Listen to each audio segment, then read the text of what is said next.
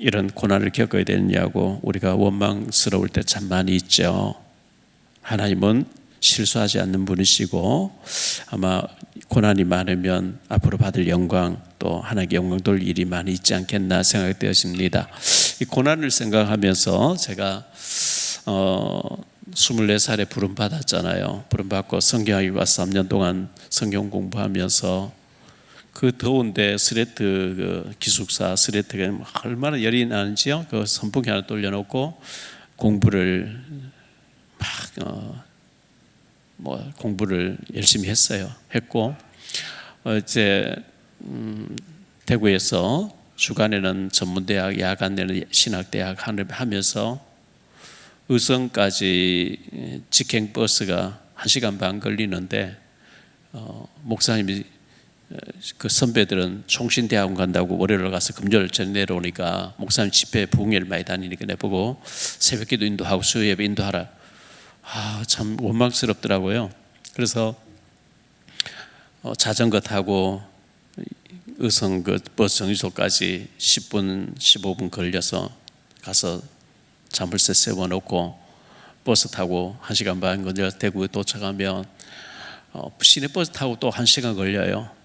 와서 공부하고 또 이제 수업 마치고 나면 신학교 가서 첫 교시는 이미 다 끝나갈 때 도착해가지고 또 이제 공부 듣고 또 의성까지 버스 타고 시내버스 타고 버스 타고 가고 새벽 기도도 하고 잠을 2-3시간 자면서 졸리고 얼마나 힘들고 피곤했는지 꼭 이렇게 살아야 되나 할 정도로 힘든 과정이 참 많았어요. 서울로 87년도 올라왔는데 면목동에 이제 방을 얻어놓고 생활이 안 되잖아요. 생활이 안 되고 애들 둘이 이제 유치원 다니고 이제 초등학교 들어가고 할 때인데 교회에서 10만 원 받아서 11조 떼고 헌금 떼고 구역 예배 인도할 때도 구역 헌금도 해야 되고 뭐 안 돼요.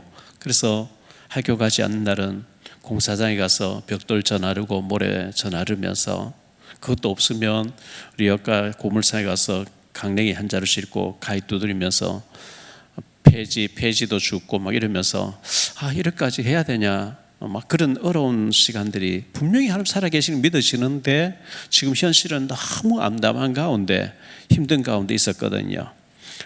그런 어려움을 겪고 하면서 다른 사람은 좀 편하게 잘 가는데 왜 저는 이렇게 힘들어야 됩니까? 제 책에서도 좀 썼던 사람이 있는데요. 제가 그 면목동 있으면서 50번 시내버스 타고 청계천으로 나와보면 청계천에 지금 뭐 다른 빌딩도 많이 올라갔는데 그때 당시는 좀 낮은데 12층짜리 빌딩이 큰 게 하나 있는데 그 11층 12층 꼭대기에 하나로 교회라고 크게 돼 있는 거죠. 저기 꼭대기층에 누가 목회를 할까 이런 생각했는데 이제 새벽기도 마치고 진주예식장 청량역인데 진주예식장 앞에 오면 용인 양지까지 버스가 열몇 대 다니는데 7호 버스가 이제 거기서 타고 용인까지 이제 아침에 가는데 옆에 앉은 전도사님 이제 같은 버스 타니까 어디서 계십니까 하니까 청계천이 뭐 얘기를 하다 보니까 이 전도사님이 거기 2개 층을 그 당시 돈 87년도 88년도에 400만 원 월세를 내면서 2개 층을 한다는 거예요. 뭐 이제 그분 때문에 제가 결국 인천에 오게 됐지만요. 졸업반 됐을 때 총신대학원 졸업반 됐을 때 상계동에서 아파트 단지 안에서 상가가 큰 상가인데 지하 전체를 교회로 이제 쓰면서 총신대학 교수님들 월화수목금토 주일까지 저녁마다 한 번씩 해가지고 집회하는데 첫날 저녁에 제보 와서 기도하러 가보니까 뭐 얼마나 웅장하게 예배당이 멋있게 돼 있는지 또 뭐 교수님들이 얼마나 칭찬하고 이분은 뭐 돈이 많으니까 교수님들 늘 차 타고 밖에 가서 불고기 사드리고 옷도 사드리고 하니까 공부 안 해도 막 학점 잘 나오고 그렇더라고요. 근데 이제 저분이 섬기는 하나님 어떤 하나님이고 박용배 하나님 왜 이렇습니까? 제가 이제 산동네 걸어다니면서 투덜투덜거리고 했어요. 근데 그분 사모님이 서울역 앞에서 국수 삶아주는 일을 노숙자 한다고 교회는 안 하는 걸로 그리고 뭐 동기들 물어보면 목회를 안 하는 걸로 이렇게 얘기를 하더라고요. 너무 편하게 이렇게 하면 목회도 못하고 다른 일도 못하게 되겠죠. 하나님이 어려운 일을 겪게 하실 때는 하나님 특별한 계획이 있다고 생각하고 여러분 잘 이겨내시기를 바라고요. 너무 힘들 때 저는 꿈을 꾸는 같이 지금 악몽 꾸고 있는 시간이다. 꿈 깨면 괜찮은 것처럼 내가 너무 쓰러지는 만큼 피곤하고 힘이 들지만 몇 시간 쉬고 나면 괜찮아질 거니까 이렇게 생각하고 그때그때를 잘 이겨냈거든요. 오늘 말씀 바알 부올 사건 했는데요. 23장, 22장, 23장, 24장, 25장까지 민수기 22장부터 25장까지 이 발람 선지자에 대한 얘기를 하고 있습니다. 타락한 선지자 발람이죠. 먼저 좀 생각할 말씀은 하나님이 축복하신 이스라엘 백성들인데요. 하나님이 이스라엘 백성들을 자기 백성 삼았잖아요. 아브라함과 언약을 맺었고 아브라함의 후손들이 이스라엘 백성이잖아요. 하나님이 축복하신 이스라엘 백성들인데 갈라는 첫 번째로 하나님이 축복하신 사람을 건드리면 망하는 거죠. 망하는 거거든요. 애굽의 바로 왕과 그 군대가 망하잖아요. 자기들이 400년도 부려먹으니까 좋거든요. 안 보내겠다. 그런데 강한 손으로 하나님 치시잖아요. 10가지 재앙들이 장자가 집집마다 장 다 죽고 그들이 갔는데 왜 우리가 보내지 잡아오자 따라왔는데 홍해 바다 중앙에 왔을 때 물이 봉해져 버리니까 완전히 애굽이 망해버리잖아요. 하나님은 이제 그런 그때는 CCTV가 없고 인터넷이 없고 하니까 그런 소문을 통해서 전 세계에 이제 하나님에 대한 명성이 알려져야 되는 그런 방법을 썼겠죠.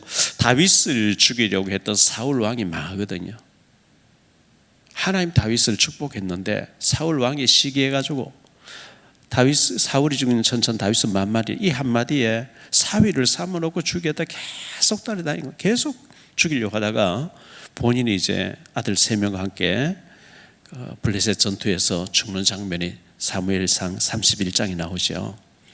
모르드게 에스더 이스라엘 백성들 히브리 민족들 이 유대 민족들을 죽이려고 했던 하만 총리가 에스더서에 보면 하만뿐만 아니라 그 가족 자녀들 다 나무에 달려 10명의 아들이 다 죽게 되는 그런 모습을 성경 기록하고 있죠.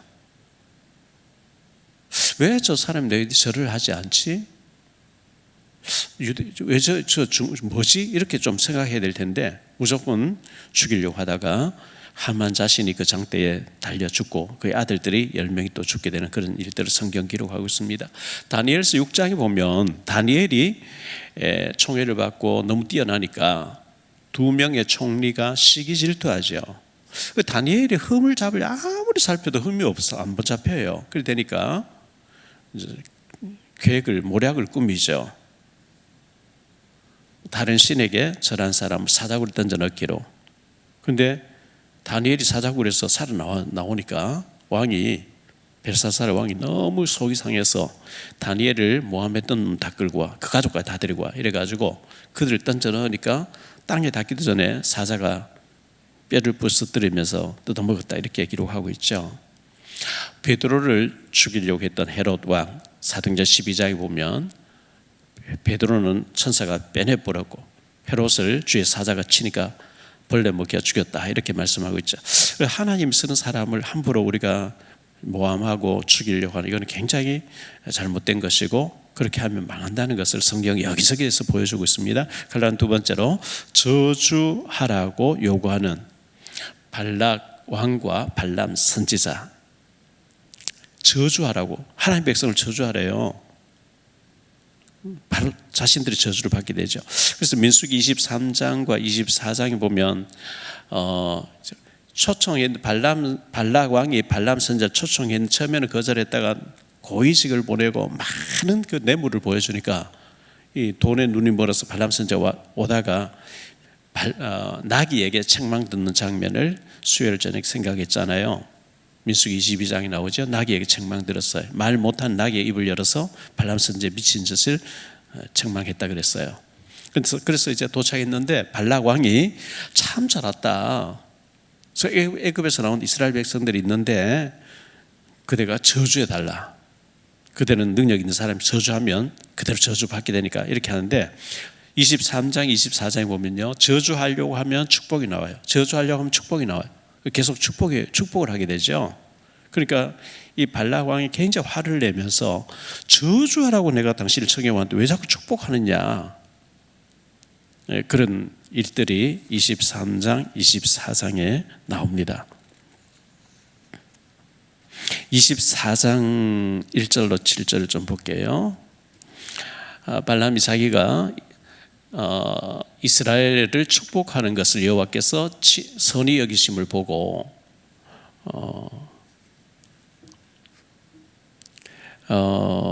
전과 같이 점수를 쓰지 않아요. 점수를 쓴 사람이 점수를 쓰지 않고 그의 낯을 광야로 향하여 눈을 들어 이스라엘을 그 지파대로 천막 친 것을 보는데 그때의 하나님의 영이 그에게 임하신지라. 그가 예언을 전하여 말하되 부올의 아들 발람이 말하며 눈을 감았던 자가 말하며 하나님의 말씀을 듣는 자 전능자의 환상을 보는 자 엎드려서 눈을 뜬 자가 말하기를 야곱이여 내 장막들이 이스라엘이여 내 거처들이 어찌 그리 아름다운고 그 벌어짐이 골짜기 같고 강가의 동산 같으며 여호와께서 심으신 침향목 같고 물가의 백향목들 같도다. 그 물통에서는 물이 넘치겠고 그 씨는 많은 물가에 있으리로다. 그의 왕이 아각보다 높으니 그의 나라가 흥왕하리로다 이랬죠. 그러니까 이 발락 10절 보면 발락이 발람에게 노하여 손뼉을 치며 말하되 내가 그들을 부른 것은 내 원수를 저주하라는 것이거늘 그대가 이같이 3번 그들을 축복하였도다. 그러므로 그들은 이제 그대의 곳으로 달아나라. 내가 그들을 높여 심히 존귀하게 하기로 뜻하였더니 여호와께서 그들을 막아 존귀하지 못하게 하셨도다. 발람이 발락에게 이르되 당신이 내게 보낸 사신들에게 내가 말하 이르지 아니하였나이까. 가령 발락이 그 집에 가득한 은금을 내게 줄지라도 나는 여호와의 말씀을 어기고 선악간에 내 마음대로 행하지 못하고 여호와께서 말씀하신 대로 말하리라 하지 아니하였나이까. 이제 나는 내 백성에게 돌아가거니와 들으소서. 내가 이 백성이 후일에 당신의 백성에게 어떻게 할지를 당신에게 말하리이다. 앞으로 일들을 예언해 주겠다니까 듣게 되죠. 15절에 예언하여 이르기를 부올의 아들 발람이 말하며 눈을 감았던 자가 말하며 하나님의 말씀을 듣는 자가 말하며 지극히 높으신 자의 지식을 아는 자 전능자의 환상을 보는 자 엎드려 눈을 뜬 자가 말하기를 내가 그를 보아도 이때의 일이 아니며 내가 그를 바라보아도 가까운 일이 아니로다. 한 별이 야곱에게서 나오며 한 규가 이스라엘에서 일어나서 모압을 이쪽에서 저쪽과 쳐서 무찌르고 또 셋의 자식들을 다 멸하리로다. 그의 원수 에돔은 그들의 유산이 되며 그의 원수 세일도 그들의 유산이 되고 그와 동시에 이스라엘은 용감히 행동하리로다. 주권자가 야곱에게서 나서 남은 자들을 그 성읍에서 멸절하리로다 하고 쭉 얘기를 했어요. 그리고 마지막 절 25절을 보니까 발람이 일어나 자기 곳으로 돌아가고 발락도 자기 일로 갔더라. 이렇게 마무리된 것 같죠. 그런데 아니에요. 그 이후에 25장이 나오는데 모압 여자들이 미디안 여자들과 모압 여자들이 이스라엘 백성들을 초청하는데요. 막 난리가 나버렸어요. 두 번째로 생각할 말씀은 타락한 발람 선지자가 돈을 받고 꾀를 제공했다 그랬어요. 돈이 참 무서운 거죠. 일만하게 뿌리라 했는데 돈을 주고 꾀를 타락한 선지자니까 돈의 뇌물에 눈이 어두워서 하나님 백성을 팔아먹는 저주받은 사람의 대표 표본이 됐습니다. 자, 뇌물을 받음했는데요. 여기서는 요약되어 있는데 성경 여기저기에서 돈을 받고 어려움을 준 사람입니다. 느헤미야 13장 1절 2절에 보니까요. 그날 모세의 책을 낭독하여 백성에게 들렸는데 그 책에 기록하기를 암몬 사람과 모압 사람은 영원히 하나님의 총회에 들어오지 못하리라. 이는 그들이 양식과 물로 이스라엘 자손을 영접하지 아니하고 도리어 발람에게 뇌물을 주어 저주하게 하여, 뇌물을 줬다 그랬죠? 저주하게. 그러나 우리 하나님이 그 저주를 돌이켜 복이 되게 하셨다. 그러니까 뇌물을 줘가지고 저주를 받게 했다, 이렇게 기록하고 있어요. 미가서 6장 5절에 보니까요, 내 백성아 너는 모압 왕 발락이 꾀한 것과 부올의 아들 발람이 그에게 대답한 것을 기억하며 시딤에서부터 길갈까지 이를 기억하라. 그리하면 나 여호와가 공의로 행한 일을 알리라 하실 것이니라, 이렇게 말씀하고 있어요. 발락이 꾀한 것과 꾀를 낸 것. 베드로후서 2장 15절 16절인데요. 그들이 바른 길을 떠나 미혹되어 부올의 아들 발람의 길을 따르는도다. 그는 불의의 삭슬 사랑하다가 자기의 불법으로 말미암아 책망을 받되 말하지 못하는 나귀가 사람의 소리로 말하여 이 선지자의 미친 행동을 저지하였느리라. 나귀에게 책망을 들었죠. 불의의 삭슬, 뇌물을 받고 하나님 백성 저주하러 가다가 그렇게 됐다. 유다서 1장 11절입니다. 이 유다서를 기록한 사람 계시록 앞에 한 장 딱 나오는데 예수님의 육신의 동생이에요. 야고보의 동생, 야고보서를 쓴 사람 동생, 육신의 동생인데요. 화 있을진저 이 사람들이요 가인의 길에 행하였으며 삭슬을 위하여 발람의 어그러진 길로 몰려갔으며, 뭐 돈 준다 하면 무조건 막 타락한 길로, 김일성이 김정은에 가서라도 머리를 숙일 정도로 이런 타락한 목사들이 있다는 거예요. 계시록 2장 14절입니다. 계시록 2장 14절. 그러나 네게 두어 가지 책망할 것이 있나니 거기 네게 발람의 교훈을 지키는 자들이 있도다. 버가모 교회에 책망한 말씀이죠.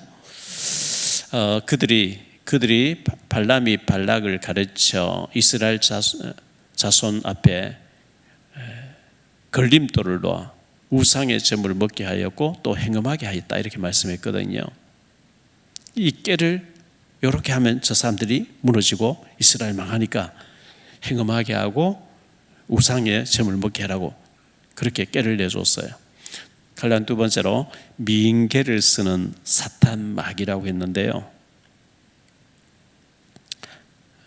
민수기 25장 1절로 3절을 보죠. 이스라엘이 시딤에 머물러 있더니 그 백성이 모압 여자들 음행하기를 시작하니라. 그 여자들이 자기 신들에게 제사할 때에 이스라엘 백성을 청하매 백성이 먹고 그들의 신들에게 절함으로 이스라엘이 바알 부올에게 가담한지라. 여호와께서 이스라엘에게 진노하시니라.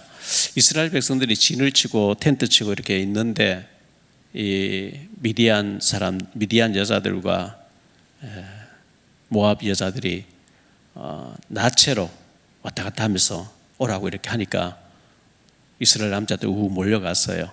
그래서 바알에게 같이 제사하자, 절하자, 맛있는 거 주고 우리 같이 즐기자, 이래가지고 완전히 휩쓸려 버렸어요. 몇 명이나 24,000명이나 그렇게 됐대요. 북한에 자주 드나들, 저도 북한에 2007년도 11월 말경에 딱 한 번 갔다 왔는데 혼자서 자주 가는 사람들, 목사든 말든 거의 다 걸려 들어 있다고 추측을 하고 또 그런 방송도 많이 나와 있죠. 북한이라는 집단이 그냥 둘 리가 없어요. 목사 혼자 들어오면 뭐 예를 들어서 물에다 뭐 식사 거기에다 수면제가 태워가지고 완전 기절시켜 놓고 여자를 집어넣고 촬영 다 해가지고 딱 코를 끼는 거죠. 그래서 협박을 하는 거죠. 북한에 갔다 오면 입을 다 닫고 북한을 욕하지 않고 협조하고 자꾸 도우려 하는 그런 게 아닌가 이렇게 추측을 합니다. 뭐 그런 얘기들이 많이 있습니다. 러시아나 공산주의에서 주로 쓰는 정책이 그런 거죠. 가만두지 않죠. 코를 끼워가지고 약점을 잡아가지고 계속 협박하는, 이게 민기에 쓰는 집단들이죠. 갈라디아 세 번째, 하나님의 진노가 임했어요. 그게 3절 5절인데요. 이스라엘이 바알 부올에게 가담한지라. 여호와께서 이스라엘에게 진노하시니라.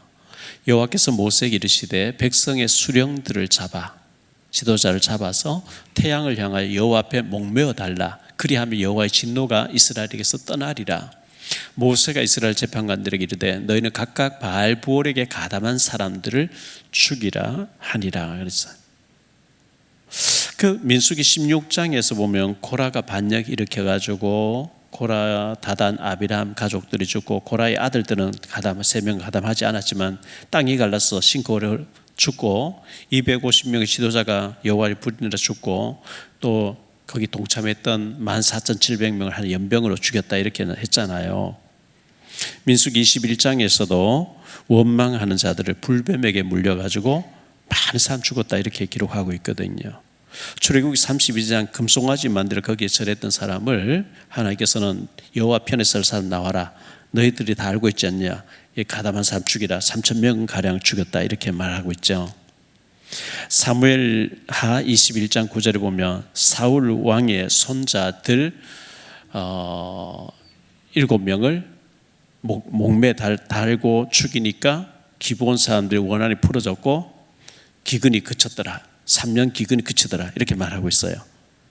이 사울 왕이 기브온하고 여호수아가 언약을 맺었는데 그들을 막 죽였다는 거예요. 그래서 그들이 원한을 가지니까 3년 동안 기근이 들어서 다윗이 이제 기도하니까 기브온 사람을 쳤기 때문이다. 그리고 기브온 사람 불러 내가 어떻게 하면 너희가 마음 풀겠냐.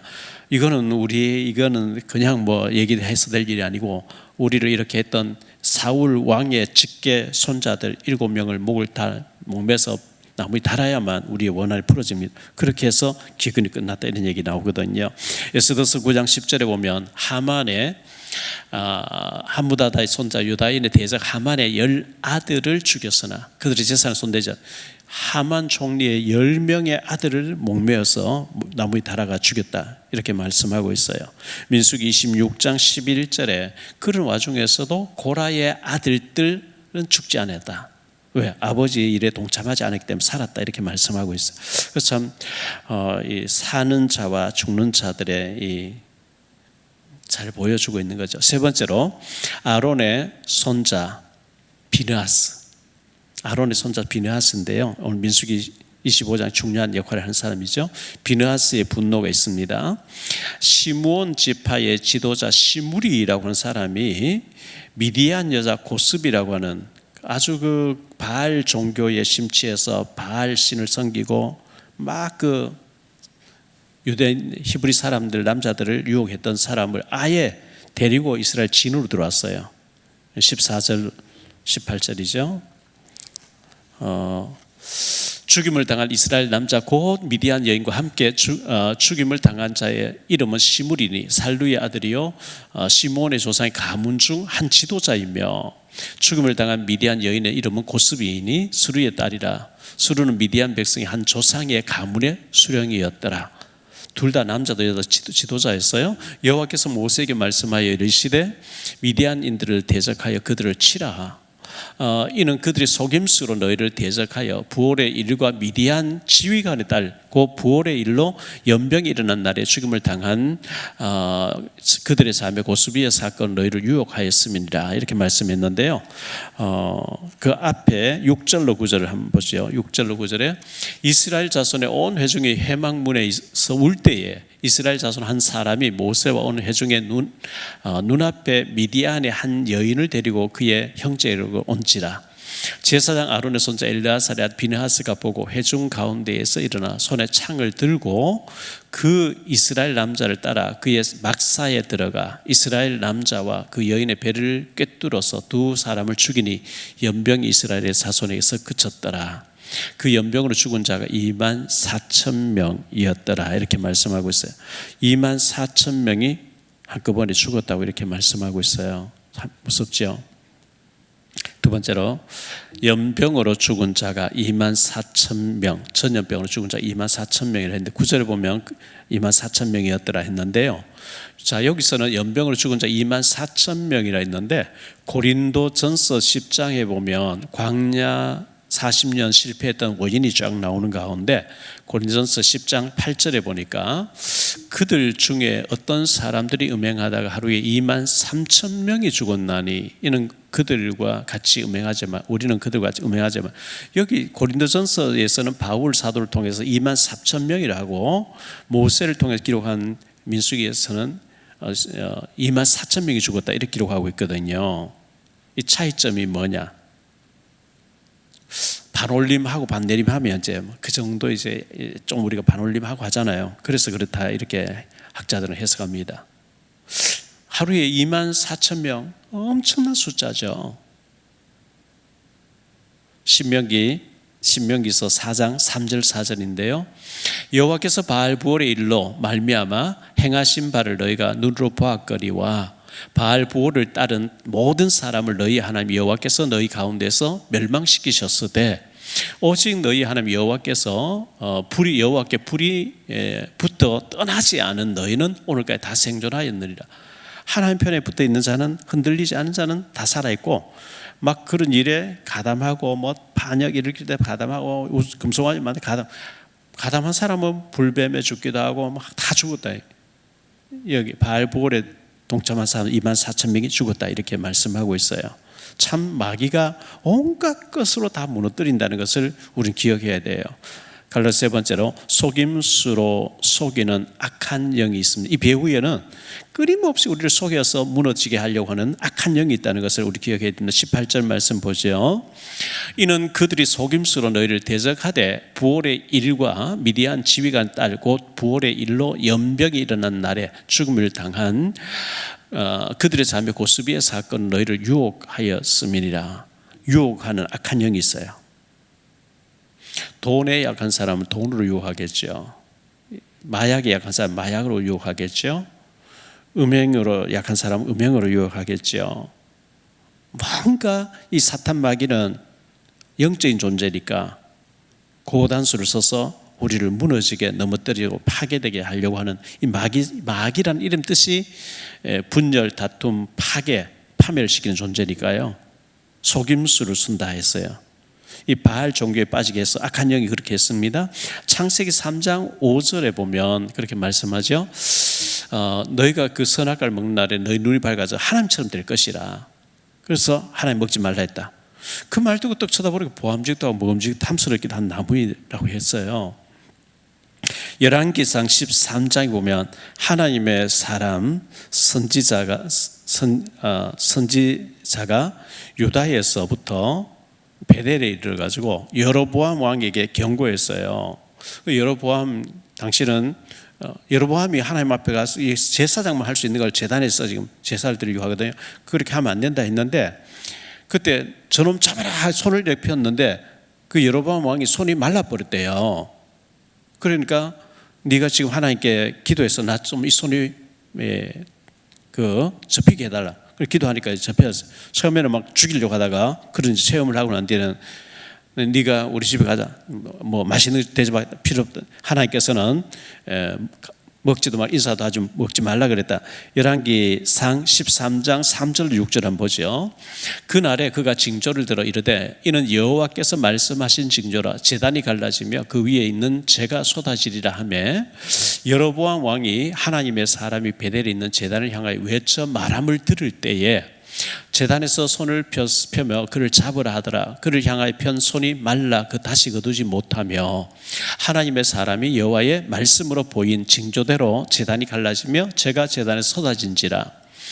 왕이 하나님의 사람에게 말하여 이르되 청하건대 너는 나를 위하여 내 하나님의 여호와께 은혜를 구하여 내 손이 다시 성하게 기도하라. 하나님의 사람이 여호와께 은혜를 구하니 왕의 손이 다시 성하도록 전과 같이 되리라 이렇게 말씀했어요.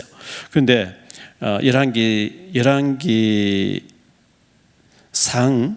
열왕기하가 아니고요. 열왕기상 13장 11절 이하에 좀 이렇게 보였어요. 열왕기상 13장 11절 이하에 그 경고를 하고 난 뒤 선지자가 베델에 한 베델에 한 늙은 선지자가 살더니 그의 아들들이 와서 이날에 하나님의 사람이 베델에서 행한 일을 모든 일을 그에게 말하고 또 그가 왕에게 드린 말씀도 그들이 아버지에게 말한지라. 그들의 아버지가 그들에게 이르되 그가 어느 길로 가더냐 하니 그의 아들들이 유다에서부터 온 하나님의 사람 간 길을 보았습니다. 그가 그의 아들들에게 이르되 나를 위하여 나귀 안장을 지으라. 그들이 나귀 안장을 지우니 그가 타고 하나님의 사람을 뒤따라가서 상수리 나무 아래에 앉은 것을 보고 이르되 그대가 유다에서 온 하나님의 사람이냐 대답하되 그러하다. 그가 그 사람에게 이르되 나와 함께 집으로 가서 떡을 먹으라. 대답하되 나는 그대와 함께 돌아가지도 못하겠고 그대와 함께 들어가지도 못하겠으며 내가 이곳에서 그대와 함께 떡도 먹지 아니하고 물도 마시지 아니하리니 이는 여호와의 말씀에 내게 이르시기를 내가 거기서 떡도 먹지 말고 물도 마시지 말며 또 네가 오던 길로 되돌아가지도 말라 하셨습니다. 그가 그 사람에게 이르되 나도 그대와 같은 선지자라. 천사가 여호와의 말씀으로 내게 이르시기를 그를 내 집으로 데리고 돌아가서 그에게 떡을 먹이고 물을 마시게 하라 하였느니라 하니 이는 그 사람을 속임이라. 이에 그 사람이 그와 함께 돌아가서 그의 집에서 떡을 먹을 물을 마시니라. 그들이 상 앞에 앉아 있을 때에 여호와의 말씀이 그 사람을 데려온 선지자에게 임하니 그가 유다에서부터 온 하나님의 사람을 향하여 외쳐 이르되 여호와의 말씀에 네가 하나님의 말씀을 어기며 내 하나님 여호와께서 네게 내리신 명령을 지키지 아니하고 돌아와서 여호와가 너더러 떡도 먹지 말고 물도 마시지 말라 하신 곳에서 떡을 먹고 물을 마셨으니 네 시체가 내 조상들의 묘실에 들어가지 못하리라 하니라. 그리고 자기가 데리고 온 선지자가 떡을 먹고 물을 마신 후에 그를 위하여 나귀 안장을 지우니라. 이에 그 사람이 가더니 사자가 길에서 그를 만나 물어 죽이매 그의 시체가 길에 버림받으니 나귀는 그 곁에 서 있고 사자도 그 시체 곁에 서 있더라. 지나가는 사람들이 길에 버린 시체와 그 시체 곁에 선 사자를 보고 그 늙은 선자가 사는 성읍에 가서 말한지라. 그 사람을 길에서 데리고 돌아간 선지자가 듣고 말하되 이는 여호와의 말씀을 어긴 하나님의 사람이로다. 여호와께서 그에게 말씀하신 말씀과 같이 여호와께서 그를 사자에게 넘기심에 사자가 그를 찢어 죽였도다 하고 이에 그들의 아들들에게 말하여 이르되 나를 위하여 나귀 안장을 지우라. 그들이 안장을 지우매 그가 가서 본즉 그의 시체가 길에 버림받았고 나귀와 사자는 그 시체 곁에 서 있는데 사자가 시체를 먹지도 아니하였고 나귀를 찢지도 아니하였더라. 늙은 선자가 하나님의 사람 시체를 들어 나귀에 실어 가지고 돌아와 자기 성읍에 들어가서 슬피 울며 장사하되 곧 그의 시체를 자기 묘실에 두고 오라 내 형제여 하며 그를 위하여 슬퍼 우니라.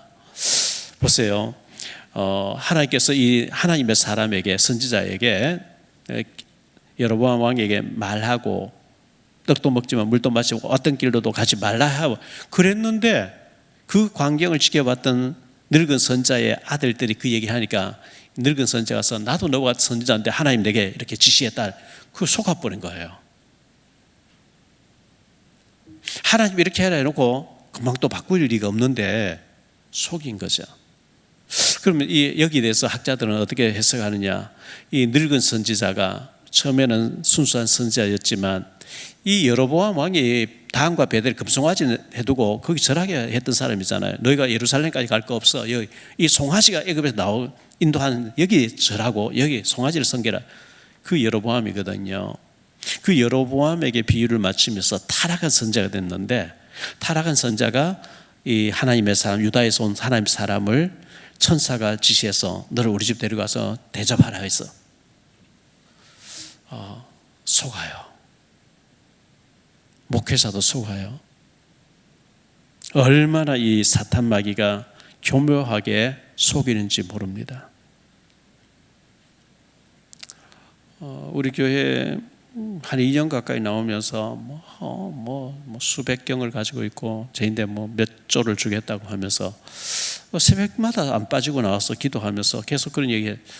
그 말이 그래서 제가 우리 교회 뭐 버스도 들라주고 뭐 차를 15대 바꿔주겠다. 온갖 뭐 현대차 이거 팜플렛 가져와서 온갖 얘기를 다 했어요. 했는데 들어와야 들어오는 것이고 해야 하는 것이 말로만 그래 하는 게, 그래서 제가 얘기를 안 하고 있어요. 결국은 아니라는 게 드러나니까 사라져버린.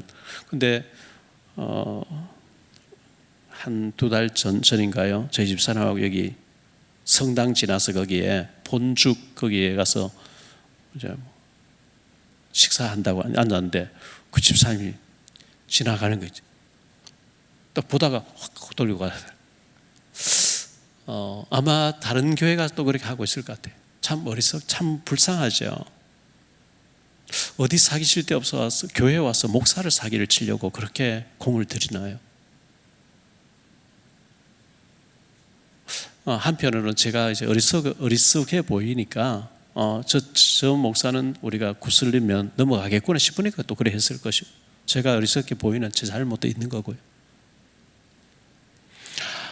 제가 이 영적인 부분을 이렇게 기도한번 봤을 때 사탄 마귀가 끊임없이 유혹을 하고 끊임없이 무너뜨리려고 이 방법도 동나 저 방법도 동나, 정말 기도하지 않으면 넘어질 수밖에, 무너질 수, 파괴될 수밖에 없고요.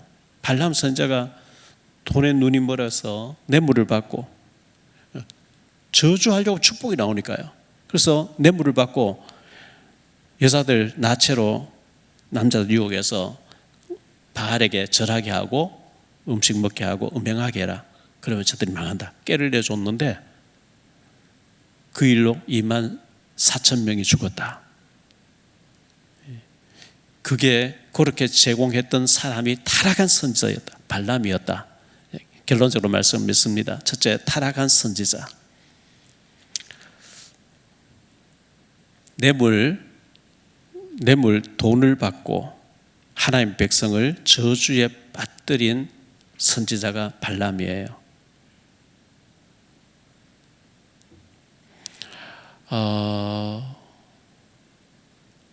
아합 왕과 북이스라엘의 7대 왕 아합 왕과 남조 4대 왕 여호사밧 왕이 사돈을 맺게 됐잖아요. 근데 갔는데 이 여호사밧이 아합에게로 북이스라엘 갔을 때 막 손을 잡고 대접해 주면서 아람하고 전쟁하려고 하는데 당신이 같이 가겠냐? 같이 가겠다. 그러나 우리가 하나님 사람 물어보고 하자. 이래가지고 물어보게 되는데 열왕기상 22장에 보면 선지자 400명이 올라갔어요. 하나님 이게 해준다 했습니다. 400명이 똑같이 대답해요.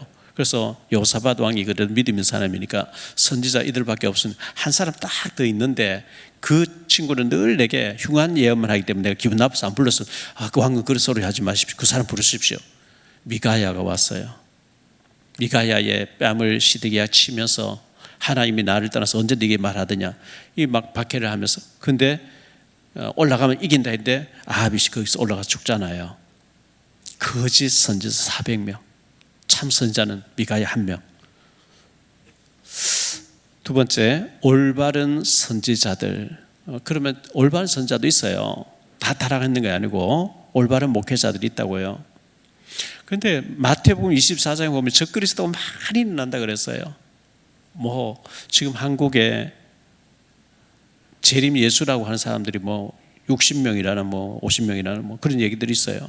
뭐 간단하게 이만희, 신천지 이만희 같은 사람, 그런 사람들이 자기는 보혜사다, 그리고 난 죽지 않는다, 뭐 이런 식으로 얘기해서 얼마나 많은 무리를 일으키고, 하나님의 교회라는 하는 저 안상홍이 죽었는데 그의 부인 장기일자를 어머니 하나님이라 하면서 또 이렇게 무리 일으키고, 하여튼 이 적그리스도들이 많이 마지막 때 일어난다 그랬어요. 세 번째, 바알 부올 사건. 이 바알이란 말은 바알이 주님이다, 그리고 남편이란 뜻이에요. 그 바알은 남자신이고 아세라는 여자신입니다. 풍년 들게 해준다는 신이에요. 다산에 축복을 준다는 신이에요. 풍년 들게 해준다, 다산. 그래서 이 바알 종교에 들어가면 반드시 바알 제사장들과 여신도 사이에 음행하도록 되어 있고요. 그래서 굉장히 음란한 종교. 그래 하나님께서 싹 다 죽이라 그랬죠. 가난한 사람 다 죽이라. 근데 그들 중에 죽이지 않은 남겨둔 사람 가드에게서 골리앗이 나오고, 가사에서 삼손을 눈을 빼게 했던 들다가 나오게 되는 거거든요.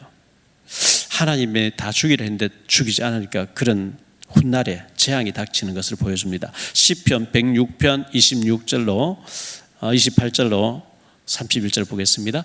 그들이 또 부올의 바알과 연합하여 죽은 자에게 제사한 음식을 먹여서 그 행위로 주를 경노하게 함으로써 재앙이 그들 중에 크게 유행하였도다. 그때에 비느하스가 일어나서 중재하니 이에 재앙이 그쳤도다. 이 일이 그의 의로 인정되었으니 대대로 영원까지로다. 이렇게 비느하스 역할 때문에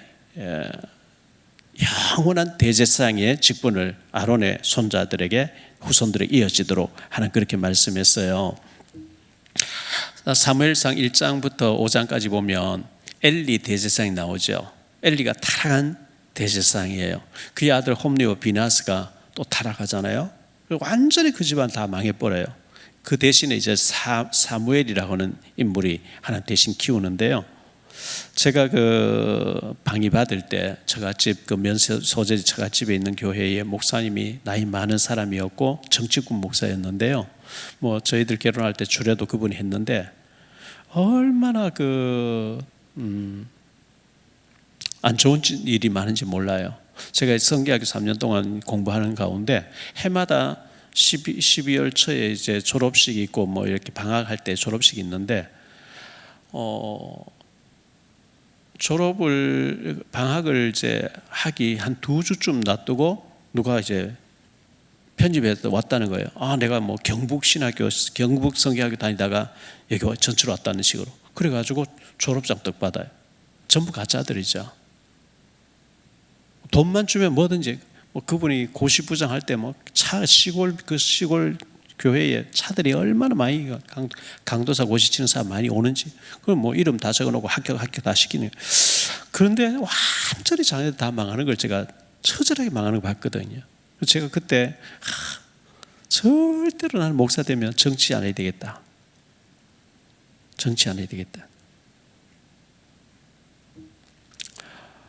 전에 벌써 한 30년 전, 28년 전쯤인가요?